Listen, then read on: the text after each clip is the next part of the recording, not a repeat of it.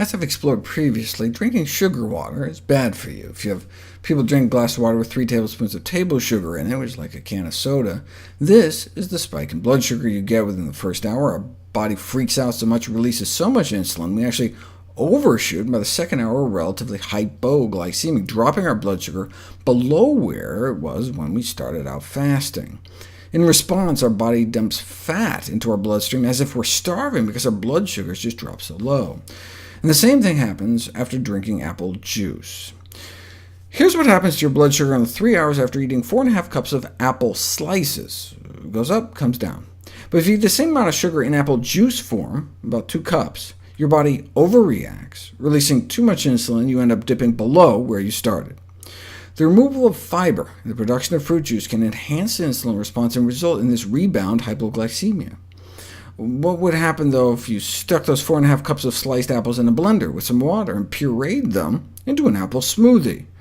It would still have all its fiber, yet it still caused that hypoglycemic dip.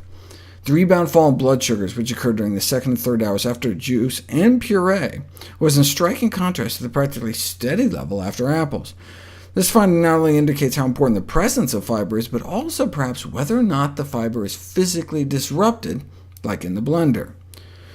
Let's play devil's advocate, though. Eating 4.5 cups of apples took 17 minutes, but to drink 4.5 cups of apples in smoothie form only took about 6 minutes, and you can down 2 cups of juice in like 90 seconds.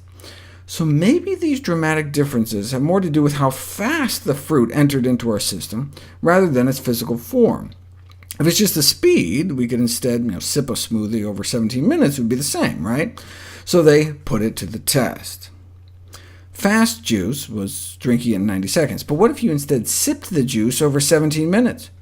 Same problem. So it wasn't the speed, it was the lack of fiber. What if you disrupt that fiber with blending, but sip it as slowly as the whole apple eating? A little better, but not as good as just eating the apple. So eating apples is better than drinking apple smoothies.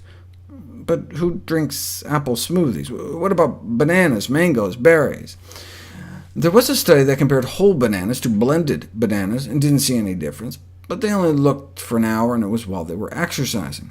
Bananas in general, though, may actually improve blood sugars over time.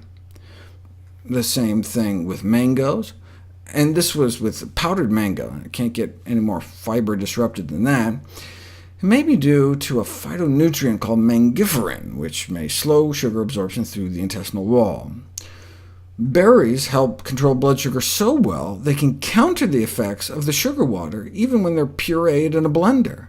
Adding blended berries in addition to the sugar water, and you don't get the hypoglycemic dip. You don't get that burst of fat in the blood. Drinking blended berries isn't just neutral, but improves blood sugar control. Again, thought to be due to special phytonutrients that can slow sugar uptake into the bloodstream. Indeed, 6 weeks of blueberry smoothie consumption may actually improve whole-body insulin sensitivity.